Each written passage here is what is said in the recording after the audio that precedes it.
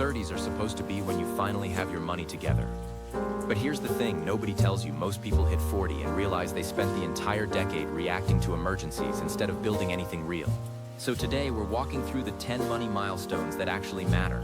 The ones that let you own your 30s without the constant low-grade panic.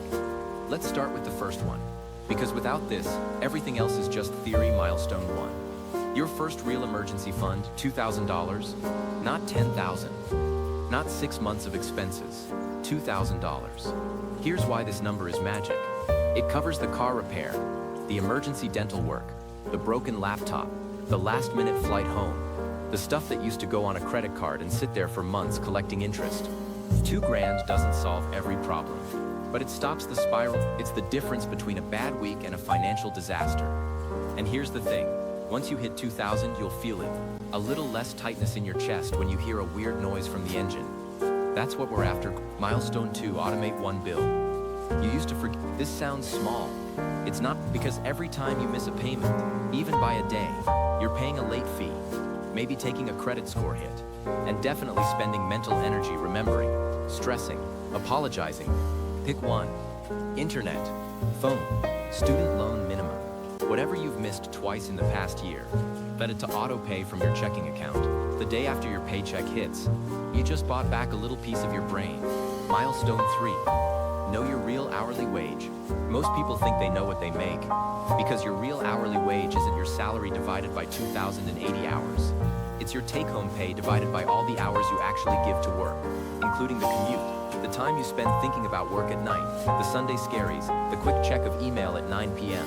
Let's say you make $70,000 a year. Sounds solid after taxes. You're taking home about $52,000. That's $4,300 a month. You work 50 weeks a year, 45 hours a week when you include the commute. That's 2,250 hours. Your real hourly wage? $23. Not bad, but now you know that $92 dinner you didn't really want to go to? That's 4 hours of your life. That's $6 latte every morning? If you're buying it 5 days a week, that's $120 a month. More than 5 hours of work for coffee you barely tasted. This isn't about guilt. It's about clarity. Once you see the trade, you start making different choices. Milestone 4, pay off one high-interest debt. Completely credit cards, payday loans, payment plans at 19% interest. Pick the smallest one and kill it. Not because of some debts now ball motivational magic, because every month that balance sits there, you're paying interest on money you already spent. It's like running on a treadmill that's tilted backward. You can run hard and still slide. Clear 1. Feel what it's like to stop sliding. Milestone 5. Increase your 401k contribution by just 1%. You won't feel it in your paycheck. Seriously. 1% of $70,000 is $58 a month. After taxes, it's more like $43. But here's what you will feel 30 years from now. That extra 1% compounded at 7% turns into about $58,000. You traded $43 a month, less than 2 streaming services, for $58,000 in retirement. Do this once a year. Every time you get a raise, bump it 1%. You'll never miss it. And by the time you're 50, you'll be saving 15 or 20% without even thinking about it. Milestone 6, build the big emergency fund. 3 months of expenses. Okay. Now we're talking about real money. If your monthly expenses are $3,500, you need $10,500 in a savings account you don't touch. This is the fund that lets you quit a toxic job, handle a medical issue, survive a layoff without panic. It takes time, but here's the secret. You're not saving $10,500. You're saving $875 a month for 12 months, or $438 a month for 2 years. Break it into pieces. Celebrate at $5,000. Celebrate again at $7,500. Because every $1,000 you add is another week of freedom. Milestone 7. Understand the difference between an asset and a lifestyle upgrade. This is where people get stuck. You get a raise. Finally, you're making $85,000 instead of $70,000. That's an extra $15,000 a year, over $1,000 a month. So you upgrade nicer apartment, nicer car, better restaurants. You're not being reckless. You're just living a little.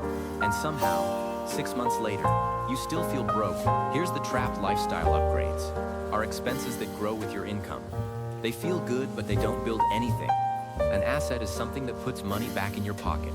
A maxed out Roth IRA, a rental property, an index fund, a side business, even a skill that increases your earning power.